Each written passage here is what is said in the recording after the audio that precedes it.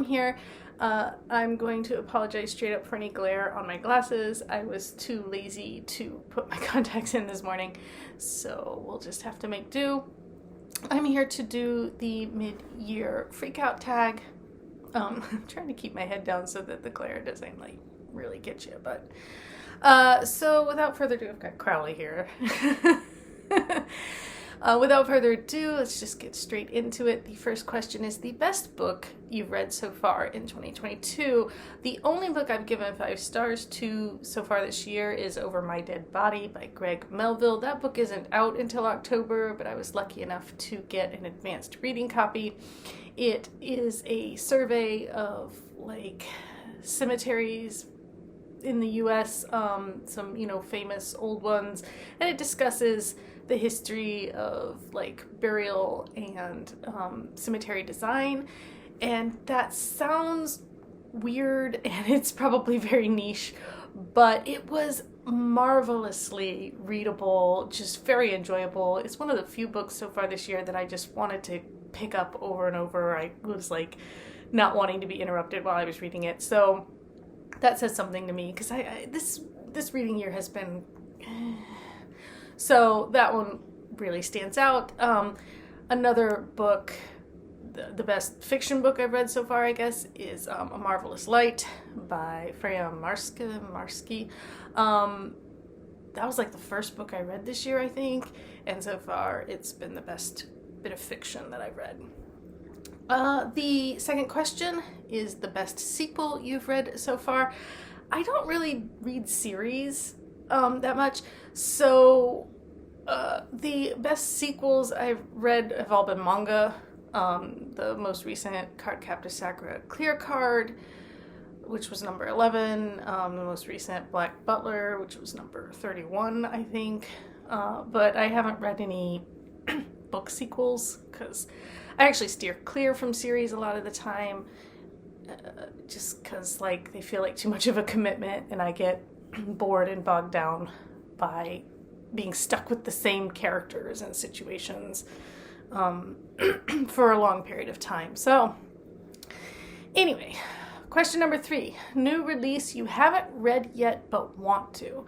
So I have a copy of The Push, which was it's my son, which was kind of popular, I think, last year on a lot of people's lists. I'd like to get to that. I have Boyfriend material over here, which I'm actually going to be reading on a plane ride that I take next week, because it's going to be 5 hours. And I'd like to read, so this year I read Keeper of Night, and I didn't love the book, but I'm intrigued enough to read the sequel, Empress of Time, so that's on my list of things I'd like to read. I guess that book is out. I'm not even sure if that's out yet. I haven't looked. But, and that it's nice because that's only a duology, so I don't feel stuck with it's going to be some long series. A Marvelous Light, I think, is also first in a series, so we'll see how that goes. If I do want to keep reading it, but again, it's one of those things where if it goes on too long, I may just lose steam. Question number 4, most anticipated release for the second half of the year. So, again, I don't really keep track of stuff like this a whole lot, but Fate and Other Terrorists by Kimberly Emerson. I've spoken about her first book, No Accounting for Destiny, which I just think is such a fun, great book, and so I am excited to read the second one. I think it's coming out later this year, so I guess that's it. Biggest disappointment. I've had so many disappointments this year in terms of reading. Murder at the Mansion, which I only gave 2 stars, because it's just, I was disappointed because it's such a cute premise about this little town and a murder, and it just was not, in my view, executed well at all. Acting the Part, which was my most recent video, I really had high hopes for that because, again, a really fun premise that I just didn't feel like the main character just wasn't likable enough for me. And then You've Reached Sam, because it had so much hype behind it, and then I only found it to be okay. I felt about it the same way I did about House in the Cerulean Sea. Just after all the hype, I guess it was just impossible that this book was going to live up to it or something. So, biggest surprise, Over My Dead Body, because, I mean, when I requested that book, I definitely thought it would be interesting, but I did not think it would be, like, my favorite book of the year, at least, you know. And Once Upon a K-Prom, which was just really cute, and I guess I had no expectations for it, so I was surprised at how much I enjoyed it. Favorite new author, debut or new to you, I guess Freya Marske, A Marvelous Light, because I really did just enjoy that book so much, and I believe that was her debut. So, newest fictional crush, I haven't had a fictional crush in such a long time. It's actually kind of sad. I feel like I'm in this fictional crush wasteland. I just haven't had characters that really spark me lately, and that's part of the struggle I'm having with stuff I'm reading. So hopefully I'll find one soon. But yeah, it just hasn't been a thing for me lately. Newest favorite character, I kind of lumped this in with the whole crush thing. I guess I would say Robin and Edwin in A Marvelous Light, though. They were a lot of fun. So, a book that made you cry. I haven't had a book make me cry this year. Book that made me happy. You Should See Me in a Crown. That book was just so lighthearted and fun. It was tense, but it just, by the end of it, I was just really like smiling and happy. That was a good one. Most beautiful book you've bought so far this year or received. I'll put a picture of it up.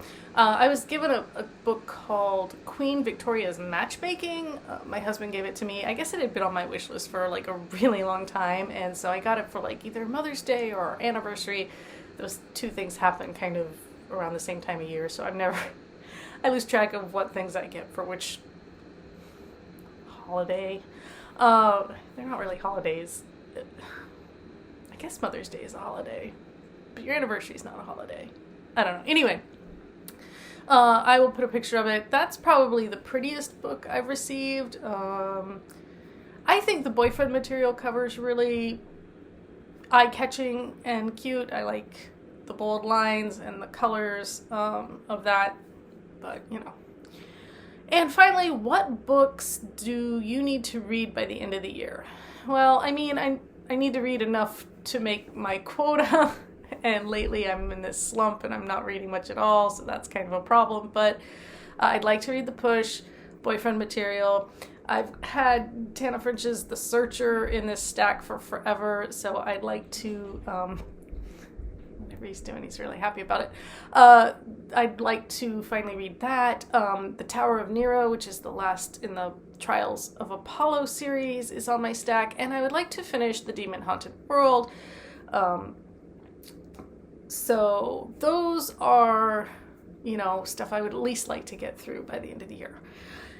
And, you know, many more, but I guess those are the priority books. I don't know.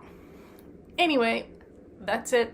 Those are the questions. Those are my answers so far. I won't say so far so good. I mean, it's not a terrible reading year, but so far it hasn't been stellar. I don't know. There's just nothing that's really, aside from Over My Dead Body and A Marvelous Light.